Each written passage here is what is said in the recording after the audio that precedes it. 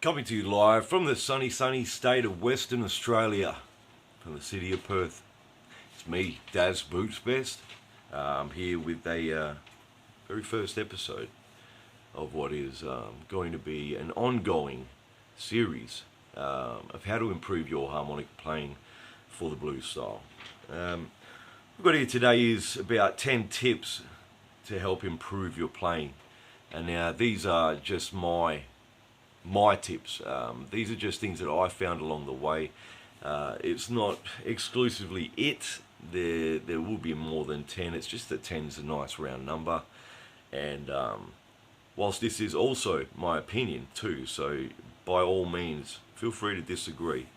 Again, this is just my opinion. These are things that have just helped me along the way, and I believe could help any player, really intermediate through to advanced through to beginning, starting off. So the first tip I would gonna have to say is to be humble and remain humble. Despite your current level of playing, always go back to basics. That stands for everybody. I mean, beginning, you're going to learn your basics, and anybody that's playing, for a long period of time, you're going to have to go back on it. And I find that if you go back on the basics, and by basics here we're talking about, are your bends in tune? Are you getting a proper seal? Is your tone tight? Is your breath being expended the best and most efficient way possible? All these things. So obviously be starting off with something like the blues scale. I mean, it's very easy to mess up the most basic things. The most basic things being, that first quarter tone bend on the 3 note, or the flat fifth. Are you hitting that in tune? Because if you're not, and you're hitting a half step bend or even a full step bend, or maybe you're not even bending it as much at all, and you're getting a slight dirty tone on a three draw. These things make the difference. I know for a fact I was doing that very same thing. I wasn't bending hard enough. So when it came to it, my blues scale would sound something not like that. It would sound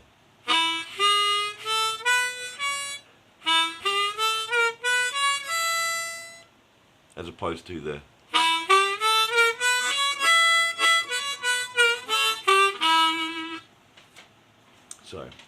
so that's the first. I'm going to run through these really quickly, so forgive me.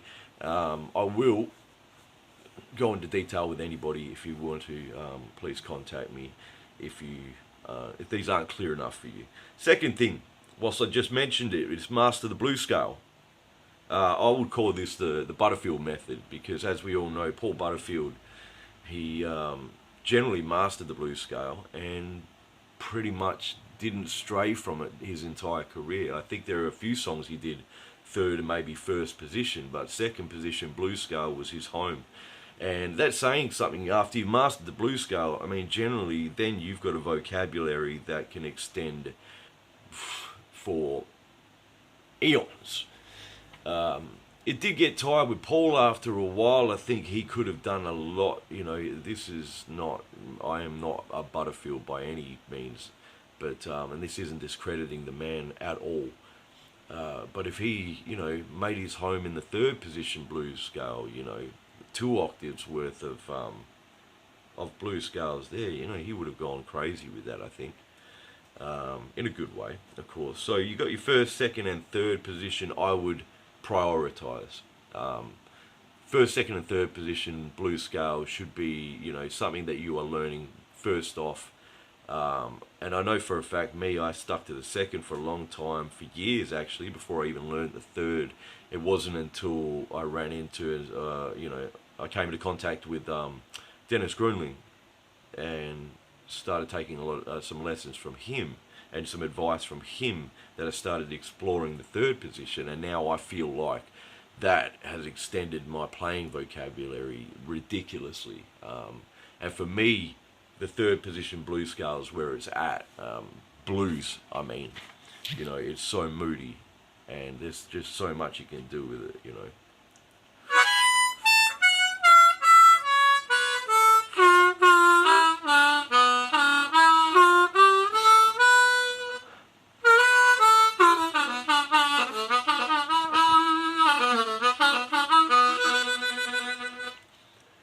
So yeah, first, second, third position blues scale. Definitely prioritise the second because a lot of songs are in second, but I would go third next and never forget first, of course. What I just brushed on then too, so learn the third position, learn third position, learn third position. I will argue that back and forth with anybody who wants to. Second position is great. First position is very major. Third position, obviously, is in the minor, but it is, like I said, so moody. I was amazed by the feeling in Dennis's playing. Somebody who, you know, plays third position quite often. If you listen to any of Dennis's songs, it just blows you away. And then when you think, you know, you can't. I would hear people argue that it's, you know, kind of more for the slower blues, etc., etc. But then when you hear someone like Dennis play it, he plays in that jump style. It's absolutely amazing. So yeah, definitely learn third position. That's my third tip. Fourth, learn the classics / study the masters. Play and learn to play exactly how they played. So if you're playing Duke, learn to play it exactly how Walter played it. And you know, there aren't tabs out there. There are 1,000 people who claim that they've got the tabs, but I mean, in the first lick alone, I believe a lot of people have it wrong. I don't think it's a 3/6 octave. I don't think it's that. I think it's a 6 blow with a slight 7.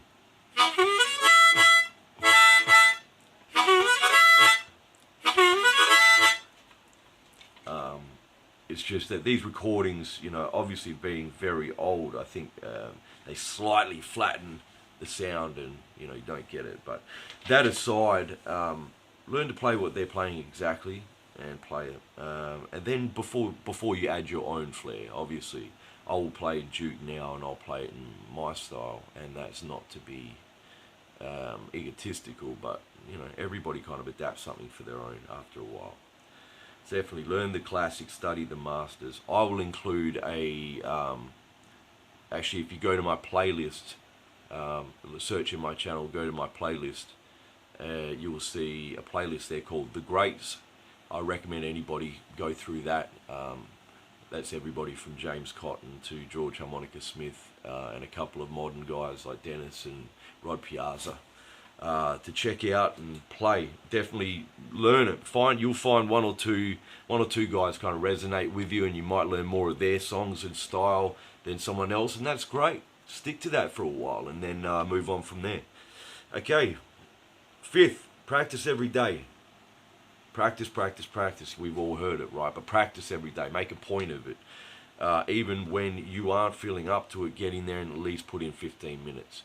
There are studies out there, and I know guys, you know, a lot of people advocate for just the 15 minutes of play, but I would dare say aim for anywhere between half an hour to an hour a day if you're serious about learning the instrument. And then along the track, once this instrument becomes more fluid to you, obviously, you know, just as a maintenance level, I would say 15 minutes a day. But practice every day. Number 6, eliminate bad habits early. Damn it, it's easier in the beginning, it's a lot more difficult later on. Eliminate these bad habits early. So if you are, you know, you're rushing ahead of time, you know, play to a metronome. If you are, you know, not bending the 4 down all the way, you know, things like that. Your trills aren't as hot as they should be, or your trills are adding a third note trill. You know, go back, work on these things. Even if you take the full day's lesson to work on kinks, just working them out, you will only benefit from it. If you are sticking to your guns with your bad habits and you are trying to change them later, take it from me, it is a lot more difficult to do. Number 7, you suck. Context. Okay, yeah, sorry. Number 7, you suck. Embrace it. Okay, when you're starting to learn the harmonica, harmonica is one of those instruments that you suck at it until you are good at it. Nothing that you play is going to sound any good. It's not going to sound as good as this, or as good as that person, or even close to this or that until you are good. So you are going to suck for 90% of the time and be good for the other 10 until you are permanently good. But until then, you suck. We all sucked. Don't feel bad. Still continue to do what you're doing. Take feedback, take criticisms, but know that you suck. And love sucking, because let's face it, like I just said, you're going to do it for a while. Get used to it. Number 8, improv often. Improv often, improv often. Improv is one letter short of improve. So take that, run with it. Play over basic 1, 4, 5 chord instrumentals. YouTube's a great source of backing tracks. Badassharmonica.com is another good source too. If you sign up and you're a member, you get access every month to a whole host of instrumentals. Played by Nick Moss too, Nick Moss Band. And I think there's some Doug Deming as well. Get in there, acoustic as well as electric. Get in there and check that out. Number 9, learn your triplets, or you learn triplets and learn shakes. When you're just starting out, triplets and shakes. If you are improving, if you're playing for somebody and you are starting, your vocabulary is quite short, you're not going to be able to continue, throw a triplet in. Very common one is the 4 bend up to the 4 draw into the 5. So that's how to tune.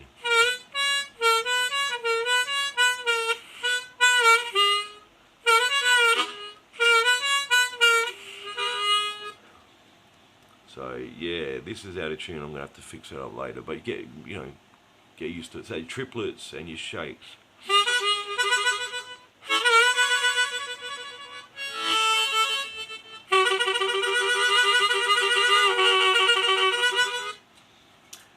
Yeah, when in doubt, shake. When in doubt, triplet. When in doubt, triplet and shake. Work back and forth. Go off one another until you start thinking of licks to play again. They're going to save your butt every time. And number 10. I'm going to crack my knuckles and swallow hard on this one. Learn to tongue block. I'll let that resonate with a lot of people because I'm feeling you're hurt at the moment. But yes, lip pursing is a great style. Yes, guys like Jason Ritchie do a fantastic job of it. But no, you are missing out on so many textures and tones. Immediately, as a beginning player, it will improve your tone straight away. For instance, lip pursing.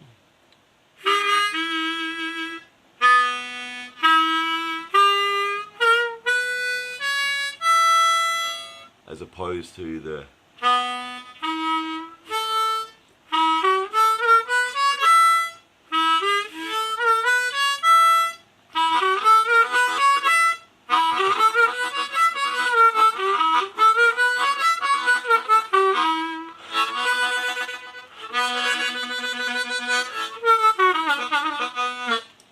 So whoever says you can't play fast, if that's your goal, can't play fast tongue blocking, that's ridiculous. That's absolutely ridiculous.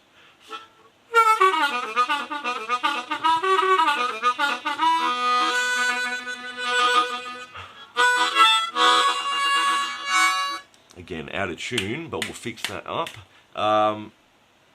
Yeah, and then you've got tongue trills, you've got tongue stabs or flutters. I don't have to move around on the harmonica as much, from 1 to 4. And even that's, I mean, there you go right there, Swan.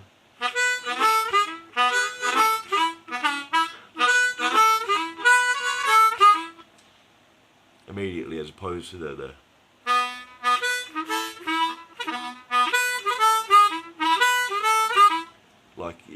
you're moving around a hell of a lot, and I know as you're playing, as you're learning to play, not having to move around as much on the harmonica is going to save you a hell of a lot of grief. And again, you're missing out on all the textures, all the tones.